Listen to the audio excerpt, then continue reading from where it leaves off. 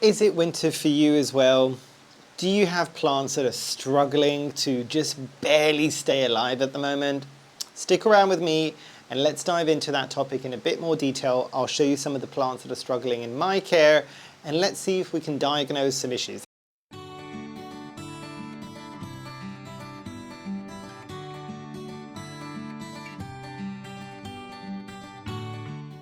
Hi, my name is Memo, this is my channel, Houseplantygoodness, and essentially it's a place where I like to geek out about my big passion. You might be able to see some of it behind me, it's tropical houseplants.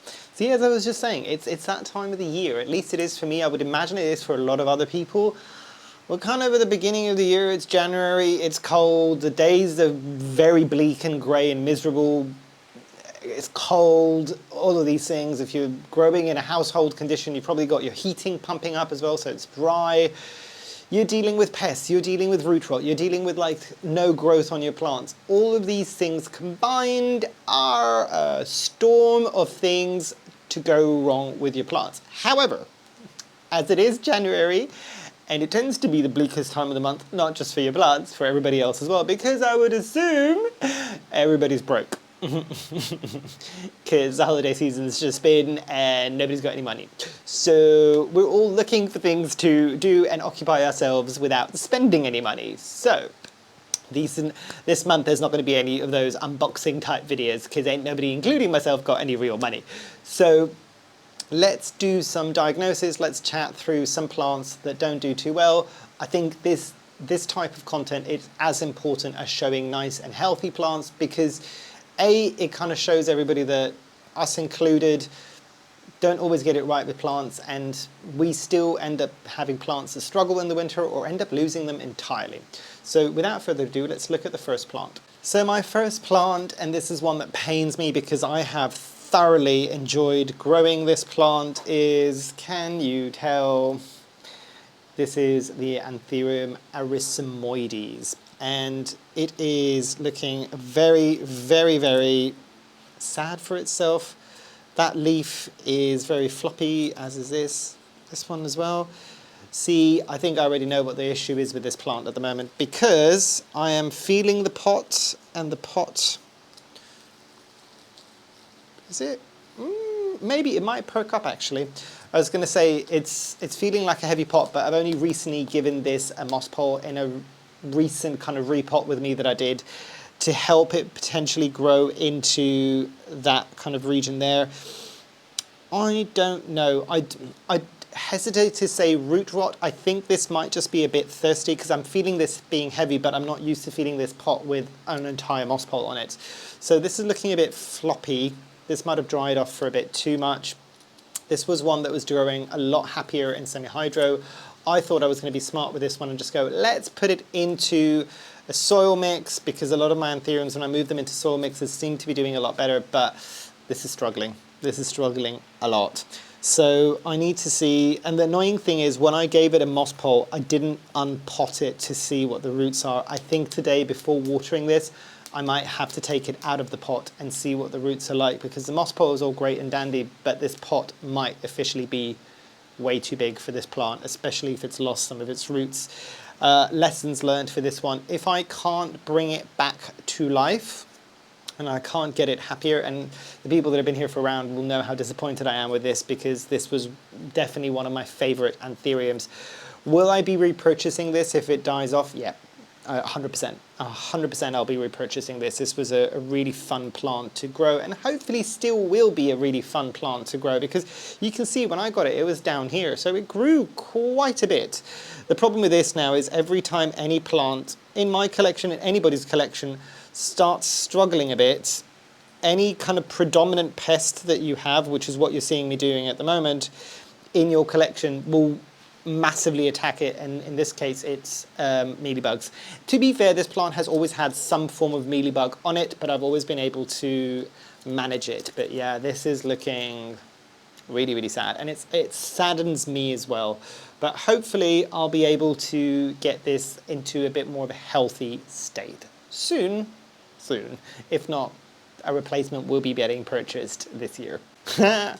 How's this for an example of a plant that really, really is neglected at this point? Really unhappy as well, but really, really neglected at this point. So this was a plant that I got a few years back, and this is the Anthurium microspadix. Okay, so several issues here. One, the sheer volume of dead leaves that have not been cleared from this plant, because I'm not going to lie, I have not pulled this out of its location for months now. So does it have any pests? Probably not. I don't know, I say this. No, ironically enough, it's got absolutely zero pests, which is hysterical. Does it still have growing tips? Is there a measly plant leaflet that is trying to grow at the top? Yes. Is it slightly failing or has failed? Also yes, I think.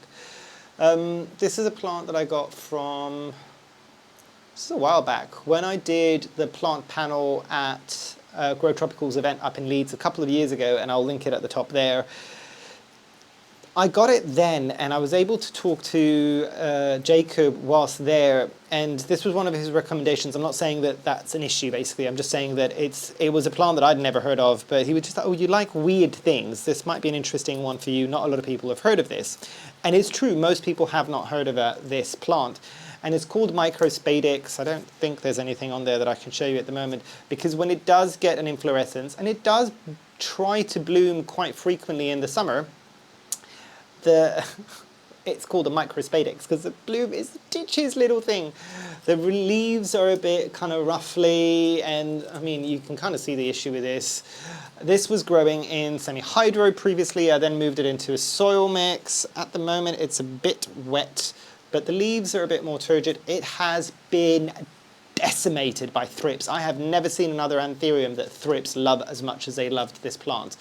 I mean, the leaves are still, I mean, this is healthy, it just doesn't look great at the moment. But the reality with this plant is the soil mix that I put it in, and just to give you an idea, this was 65 Great British pounds back then, and it was half the size of what it is now. Has it ever grown well for me? No. Would I repurchase this plant? Probably not. And it's no shade on kind of Grow Tropicals. It was a good suggestion for what it was. I don't seem to be able to keep this plant happy in my space, and I'm okay with things like that. It's absolutely fine. And I've got several plants from the team at Grow Tropicals that are spectacular, and I've still got in my collection. So, but this one for me was a bit of a fail in terms of trying to keep it happy. For how little it excites me, is this one that probably would have done a bit better maybe in a kind of a slightly larger terrarium, because it's not an Anthurium that tends to get very, very tall. It's more of a diminutive Anthurium. Yes. Does that mean that this is a plant that I should have ever got in my space? Because it will 100% get lost in the kind of jungle space that I've got here. Also, yes, it's not one that I probably should have considered getting. I should have maybe got something else instead. But nonetheless, I've tried to keep this alive and vaguely happy, as I said, for about 2 years now. And I just haven't been able to do it really. And I'm getting to the point now, nearly 2 years on, where I'm just like, you know what? If you don't make it, you don't make it. Like, I'm not that disappointed by this. Would this have been one that maybe would have appreciated a bit of a moss pole because it's another one that's growing tall? And I've said this on a previous video, I don't think it was this video, but any Anthurium that's getting quite tall and kind of branches out like that possibly would benefit from a moss pole. I don't give them moss poles, that might be the issue. I've never been able to keep them properly happy ever, really. Exception is the Anthurium, not the Eminence, is it the Eminence? Is it the Clavigerum? I think it might be the Clavigerum that's over there in the back of my shelf. And it's only recently I had to chop off the top because it had a severe mealybug infestation, and it was at the point where I'm not going to deal with this, I'm just going to chop it and you can branch out. That one is one that I would have necessarily, because it's grown fine without any form of a moss pole, I'm just like, well, it doesn't probably need it. It's probably self-supporting, but I never got that many leaflets from it. And then, I can never remember the person's name or Instagram profile. It is a slightly older gentleman in Japan that's like kind of like the godfather of a lot of like house plants kind of care, and beautiful plants. And I think he was showing in his growing space, he took it off a moss pole and it was absolutely huge. It was a bit like a palm almost, and multiple leaflets on the top. It was great. And I'm just like, that's probably what I'm doing wrong with that one. Probably what I'm doing wrong with my eminence as well, although that has got a lot more leaflets. It's just it's a shame with that one because it's in such an awkward place that I can't show you very frequently. But yeah, back to the microspadix. But yeah, it's not happy. It's not happy at all. Moving on to a philodendron. Can you tell that this is not happy? That might also give you a hint as to what it is. So this is a Philodendron subhastatum, and it's those kind of telltale red back leaves. And I have grown this successfully in the past, and I've grown it relatively large. I wasn't trying to do that again because what you don't realize when you grow this relatively large and the leaves start getting more mature and larger, they become green all the way around. And the only thing that's interesting about this plant is those red backs on the leaves. It's kind of a bit of a double-edged sword where it's just like, you're really interesting when you're juvenile. You're just exceptionally boring when you're mature. So just, I don't necessarily want it to get too huge. But I have never, ever, in my entire life of growing philodendrons specifically, found a philodendron that grows slower than this one. It doesn't matter what conditions you give it. It doesn't matter what soil media you give it or kind of whatever growing media you give it. It's just so slow. No, just remember now. My all-time hated philodendron, Philodendron lupinum, is slower than this. Mainly because the Philodendron lupinum for me, and I had a very juvenile form of it, did nothing. It didn't die, but it did nothing for years. So that was slower than this. This, at least, you get like 2 or 3 new leaves in a year, maybe. Or at least for me. Again, this is one that you can see the kind of aerial roots that are happening right there. Is this one that maybe would have appreciated a moss pole? Yes. Is this plant interesting enough for me? And again, without knowing for sure if I gave it a moss pole, if it would get a bit faster, for me to bother giving it a moss pole, caring for its moss pole, all of these things, no. So janky support stick for the win. And to be fair, the other plants that I had that were more mature, this is like a propagate of a propagate of a propagate of the original plant, which I bought 5, 6 years ago at this point. Yeah, they've all been grown on janky support sticks and they've been fine. And even the one that massively sized up was on a janky support stick, so it's fine. But yeah, this is one that at this point, and you know you've got that plant, I don't know if I'm the only one, but you've got that plant that you're just like, you don't excite me, but I've taken the effort to grow you over the years. The least I can do for you is to try and keep you happy and potentially continue growing. This is that kind of plant for me where I'm just a bit like, I've done it for so long, I should probably really keep going at it because you've been there for a while and I should probably get you to a point where you're happy. But at the same time, if you die, will I care? Probably not. No, it's not a plant that I'm going to lose sleep over if I lose it. It's also not a plant that you tend to still find very frequently on the market, possibly for that reason. Maybe there's not that many people that are interested in it. Possibly it's just that bit slower. I don't think this was massively expensive when I bought it. But yeah, the Philodendron subhastatum is, I don't think it's necessarily out of its own, and I think I've done this before when I've had plants that have been struggling further down, and you can see that was where the original kind of growing point was, and I cut it there, and I think this might have been the base cutting, and then I got something else, and then it branched out from there, and it grew up, and the bit up here is very, very, very thick. So theoretically, and there's enough kind of aerial roots, most of which are actually quite crispy at the moment, but some of the top ones are fine. Like if I was to cut it here, look at me trying to convince myself that I should maybe give this another chance. No, stop it, Memo. But yeah, if I was to cut it here, I might be able to regrow this, but I don't care. Like I don't have the space anymore, so I think this plant, I might let it go. I'll keep watering it, I'll do the bare minimum, But the moment that it goes is the moment that it goes in the compost bin. I'm okay with that. I am okay with that.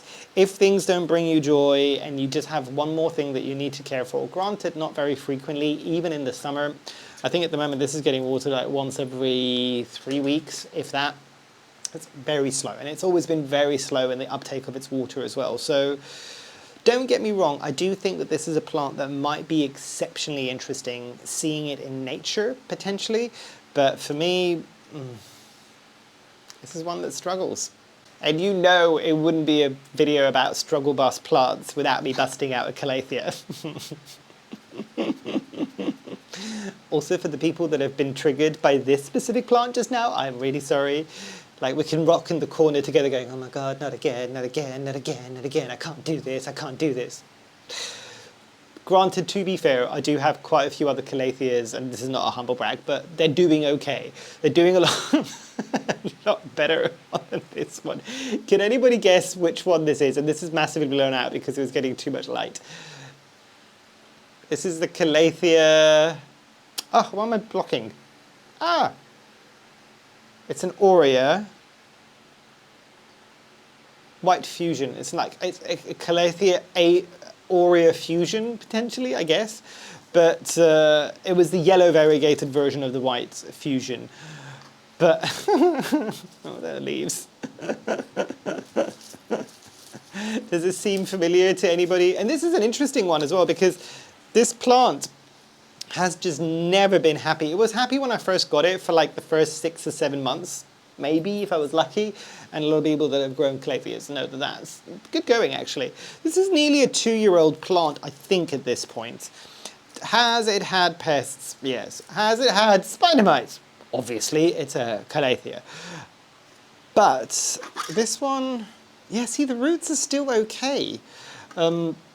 I've given it too much light, and that is why some of those leaves are very, very bleached out. Do I clear out the crispy bits? No. Should I? Probably. Do I care enough? No. This just kind of fills a space at this particular moment in time in my collection. But I think this one, when it goes, it goes. I don't think I'm going to be replacing this. Also, considering that I got this because I wanted the white fusion, and they didn't have the white fusion at that point, but they had the yellow one. I'm just like, oh, I'll take it home and see what it goes. When it had more green and it wasn't quite so yellow. By the way, it's coming off really yellow when I'm looking at it in the viewfinder. I don't know what it's going to be like when I'm looking at it in editing, but these leaves aren't yellow because of overwatering. They're yellow because there is hardly any green on them at this point. So, yeah, picking up on the previous story, I eventually found something, I think it was called something Dream. I don't remember what it was called, but essentially it looks to me like it is just a baby white fusion. I'm happy with that. That's doing a lot better. Questionable. This is the time of the year where that one always really struggles a bit until the summer again, and then it kind of flushes out again. But this one, it's a hard pass, and it's also not going to make it. So, oh, Calatheas. What more can I say? But yes, did any of those surprise you? Have you got similar plants in your care that are currently struggling? For whatever reason, it might be that miserable kind of grey that we've all got at the moment, weather-wise. Also for the people in Australia and anybody in the, always have to do the thing with the compass, Southern Hemisphere. I hope you're all enjoying your summer. None of us are jealous, really. But it's only fair as well, because like we always have all the like summer content, and you guys have got your like winter happening. So I get it. But yeah, hopefully everybody on the Southern Hemisphere is getting explosive growth on all their plants now. Do let us know gently down below how well your plants are doing for you at the moment, because the Northern Hemisphere people are struggling the most at the moment. But yes, it is one of those things that maybe it's a good idea again, as I said. January is a month where and not a lot of money happening, and we want to keep ourselves busy and maybe brighten up our spirits. I don't know if this kind of practice will brighten your spirits up a bit. It might depress you a bit more. But it gives you something to do, to try to troubleshoot and see if you can maybe save some of these plants. Maybe kind of go around your space or your collection and just go, ooh, You are doing badly. Why? Can I fix you? Maybe, maybe not. But it's a good practice to do, and just kind of like sitting there and being a bit more mindful with it and just kind of going, ooh, yes, you are struggling for X, Y, and Z reason. Can I fix it? Do I care enough to fix it? I'll give you the example of the subhastatum where I'm just a bit like, if you die, you die. Am I going to care? Probably not. So yeah, but it's a good one to kind of do. So if you're keen on sharing some of your struggle buses, let us all know down below. Feel free to tell me that you've done X, Y, and Z and all of these things wrong with some of the plants that I showed you, probably. Am I right? But yeah, hopefully you've enjoyed. Hopefully I shall see you here soon. And I truly, truly hope that you have a great rest of your day. Thanks. Bye.